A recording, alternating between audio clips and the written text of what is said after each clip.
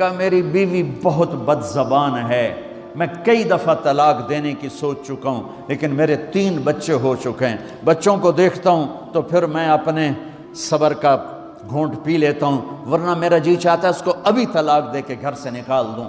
دولت بھی موجود ہے، خوبصورتی بھی موجود ہے، شکل بھی موجود ہے، عزت بھی موجود ہے، سہولت بھی موجود ہے، کیا چیز موجود نہیں؟ ایک خاتون مجھے ملنے آئی، ملانے والے نے مجھ سے کہا کہ اس کا خاوند کھربوں پتی، ارب پتی نہیں، کھرب پتی آدمی ہے، کھرب پتی۔ کھرب پتی پاکستان میں 2 4 10 آدمی ہیں۔ اس خاتون نے آ کر میرے سامنے بولنے سے پہلے ہی رونا شروع کر دیا، ورنہ پہلے کوئی عورت یا مرد آ کے دکھڑا سناتا ہے پھر روتا ہے، وہ روئی پہلے اور بات بعد میں۔ وہ کہنے لگی مولانا صاحب مجھے لوگ بڑا خوش قسمت سمجھتے ہیں کہ میں بہت بڑے مالدار کی بیگم ہوں، لیکن میں لعنت بھیجتی ہوں اس کی دولت پر کہ اس کا رویہ ہی میرے ساتھ اچھا نہیں، تو میں ہیرے کے سیٹ کیا کروں، میں سونے چاندی کے سیٹ کیا کروں، میں یہ کروڑوں روپے کی گاڑی کو کیا کروں جب میرے خاوند کا رویہ ہی میرے ساتھ انسانوں والا نہیں ہے اور اس کے اخلاق اچھے نہیں ہیں۔ میں آگ لگا دوں اس ساری دھن دولت کو، مجھے محبت چاہیے، اخلاق چاہیے، وہ کوئی نہیں اس کے پاس۔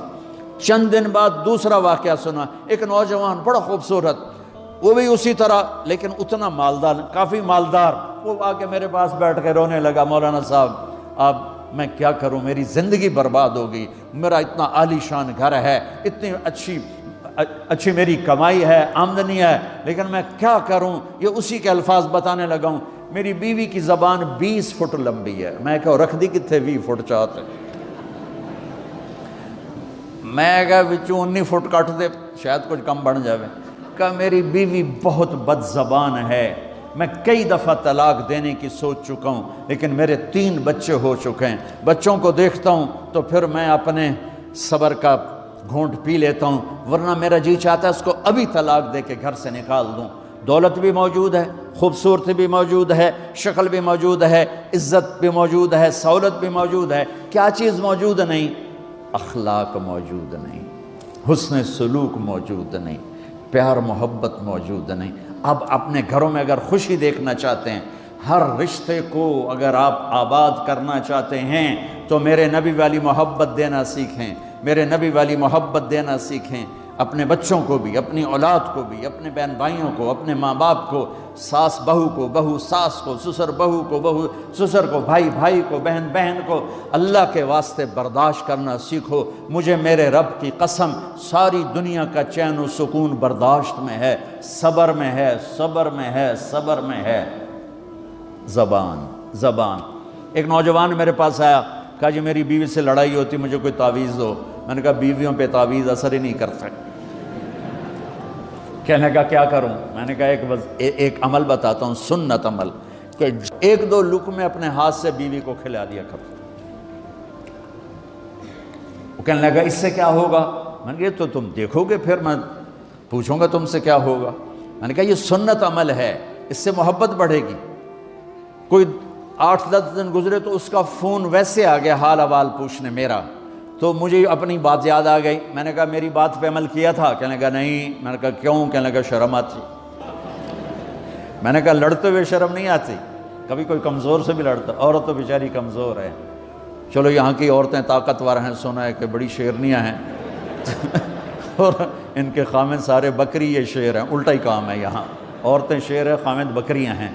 چلو بھائی تم مہربانی کر کے اپنے خامدوں کو عزت دو، اور ان سے کہتا اپنی بیویوں کو عزت دو، محبت سے رہو۔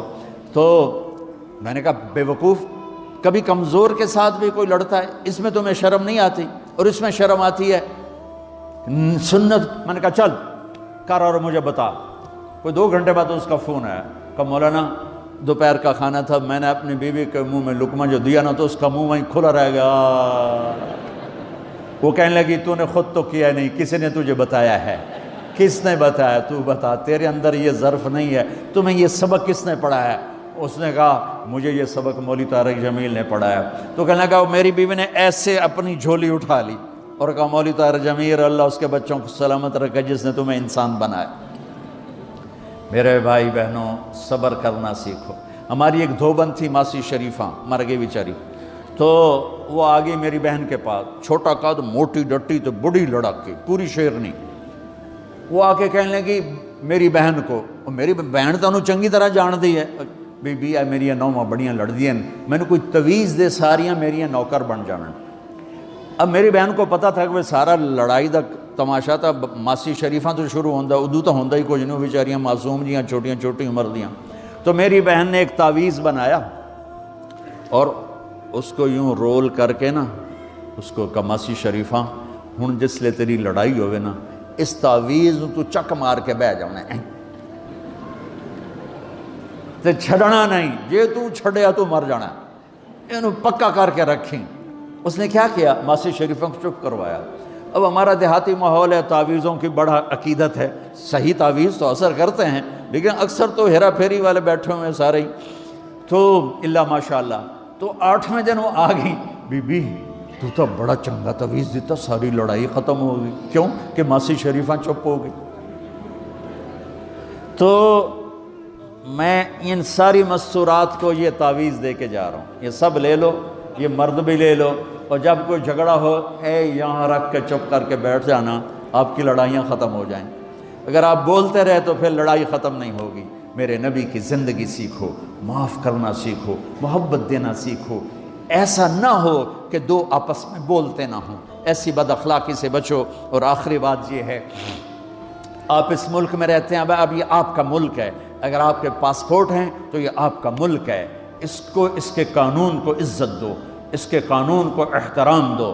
یہاں کی گورنمنٹ کے ساتھ مجھے پتہ چلا ہے کہ بہت سے لوگ ہیں فرضی بیمار بن کے وظیفے لے رہے ہیں، یہ حرام ہے، یہ دھوکہ ہے، یہ فراڈ ہے۔ جو حکومت آپ کی اتنی ہمدرد ہو کہ گھر بیٹھے آپ کو وظیفہ پہنچائے، آپ کے بچوں کے وظیفے لگائے، آپ کے وظیفے لگائے، انہی کے ساتھ دھوکہ کرنا ہے، انہی کے ساتھ فراڈ کرنا ہے۔ اللہ کی قسم یہ آپ اپنے ساتھ فراڈ کر رہے ہیں، یہ آپ اپنی ذات کو دھوکہ دے رہے ہیں، ان کو نہیں دھوکہ دے رہے، آپ اپنے آپ کو دھوکہ دے رہے ہیں۔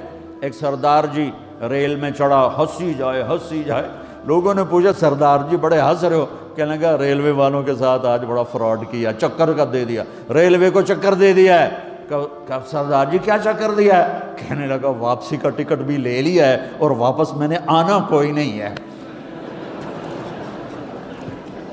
نہ کہ سردار جی اپنے آپ نے چکر دیتا ہے تسی تو جتنی 2 نمبری کرنے والے ہیں یہ اپنے آپ کو چکر دینے والے ہیں۔ اللہ کے واسطے اس حکومت کا نہ ٹیکس چراؤ، نہ ایسی 2 نمبری کرو، نہ یہاں کی بچیوں کو دھوکہ دے کر کاغذ بنانے کے لیے شادیاں کرو۔ جب انگریزوں کی حکومت تھی انڈیا پر تو دلی میں ایک وہ پک پاکٹ رہتا تھا جیب کترا، اس کا چیلا شام کو 2 روپے لے کر آیا تو اس نے اس کو تھپڑ مارا، سارے دن میں 2 روپے۔ تو کہنے لگا استاد آج بڑا مال مارا تھا، ایک گورے کی جیب کاٹی تھی، بہت پیسہ تھا۔ جب میں 4 قدم چلا، سننا ذرا اس زمانے کے چور کا ایمان سننا، کہنے لگا جب میں 4 قدم چلا تو مجھے خیال آیا اگر قیامت کے دن عیسیٰ علیہ السلام نے میرے نبی کو گلہ دے دیا کہ آپ کے امتی نے میرے امتی کی جیب کاٹی تھی تو میرے نبی کو شرمندہ ہونا پڑے گا۔ تو پھر میں نے کہا میری وجہ سے میرا نبی شرمندہ ہو، میں نے جا کر اس کو واپس کر دیا، اے 2 روپے اپنے دے کپ کے لے آندے۔ تو اس نے اس کو 10 روپے انعام دیا کہ یہ 10 روپے تیرا انعام ہے۔ اب آپ اس ملک کے اگر ہیں، آپ کے پاسپورٹ ہیں تو آپ یہاں کے ہیں، آپ اپنے پیچھے اپنے رشتہ داروں کی مدد کریں، جو مرضی کریں، لیکن میرے بھائی بہنوں اسے اپنا ملک بنا کے چلو، یہاں غریبوں پہ خرچ کرو۔ زکوٰۃ تو مسلمان کو دی جاتی ہے کوئی شک نہیں، لیکن صدقات خیرات پیچھے بھیجنے کے بجائے یہاں کتنے غریب لوگ ہیں، کتنے ضرورت مند لوگ ہیں، کتنے لوگ ہیں جن کے پاس گھر کوئی نہیں، کتنے لوگ ہیں جو کونسل کی طرف سے وظیفہ لے کر روٹی کھا رہے ہیں اور وہ پوری نہیں پڑتی، ایسوں کو ڈھونڈ کے ان پر خرچ کرو، ان کی مدد کرو، کسی کی جانی خدمت کرو، کسی کی مالی خدمت کرو۔ میرے نبی نے فرمایا ہر مسلمان کے لیے ضروری ہے کہ صدقہ دے، ہر مسلمان روزانہ صدقہ دے۔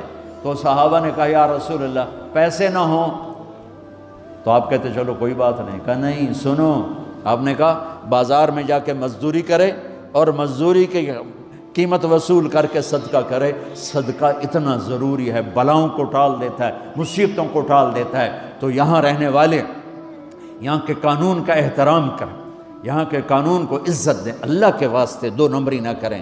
دیانتداری سے چلیں۔ میرے نبی نے فرمایا میرا امتی ہر گناہ کر سکتا ہے، دو کبھی نہیں کرے گا، ایک جھوٹ کبھی نہیں بولے گا، ایک دھوکہ کبھی نہیں دے گا۔ تو اللہ کے واسطے دھوکے فراڈ سے چلیں۔ کہیں آپ لڑے ہوئے ہیں صلح کر لیں، پیار محبت دیں، معاف کریں، اپنے بچوں کو ٹائم دیں، ان کو اچھی تعلیم دیں، یہ اعلیٰ عہدوں پر پہنچیں، اعلیٰ جاب پر پہنچیں۔ ضروری نہیں ہے کہ تمہاری طرح مزدوریاں ہی کریں، ان کی تعلیم کا یہاں سکول بناؤ، یہاں کالج بناؤ، اپنے سکول بناؤ، اپنے کالج بناؤ، اپنی اولاد کو اچھی سے اچھی تعلیم دو کہ یہ آگے چل کے بڑے شعبوں پر اور بڑی جاب پر پہنچیں اور تمہارے لیے عزت بنے، باعث عزت بنے، باعث افتخار بنے۔ آپس کی پیچھے لڑائی چل رہی، اس نے 1 کنال کا گھر بنایا، میں نے 2 کنال کا بنایا، اور میں ایک جگہ گیا پہاڑ میرپور گیا، میرپور بڑے بڑے گھر شہر میں انٹر ہونے سے پہلے بڑے بڑے گھر، میں نے کہا یہ اور لگیں جیسے خالی، میں نے کہا یہ کیا ہے؟ میں پہلی دفعہ میرپور کہا یہ انگلینڈیوں کے گھر ہیں، ان کے مقابلے لگے رہتے ہیں، اس نے کنال کا بنا، میں 2 کنال کا بناؤں گا، اس نے 2 کنال کا بنا، میں 4 کنال کا بناؤں گا۔ بناؤ گھر اپنی ضرورت کے بنا لو، جب جانا ہو وہاں نہ تم جانے والے ہو پیچھے، نہ تمہاری اولادیں، ان کو یہاں کی نسوار لگی واپس جائیں گے لوڈ شیڈنگ میں۔ ایک پٹھان بھائی ناراض نہ ہونا، ادھر بہت ہیں پٹھان، تو ایک پٹھان کا خرگوش گم ہو گیا، خرگوش، تو لوگوں نے افسوس کیا خان جی آپ کا خرگوش گم ہو گیا، کہنے لگا خوچا کوئی بات نہیں ہے، ہم نے اس کو نسوار کا عادی بنایا ہوا ہے، جب نشہ ٹوٹے گا ہمارے پاس آئے گا۔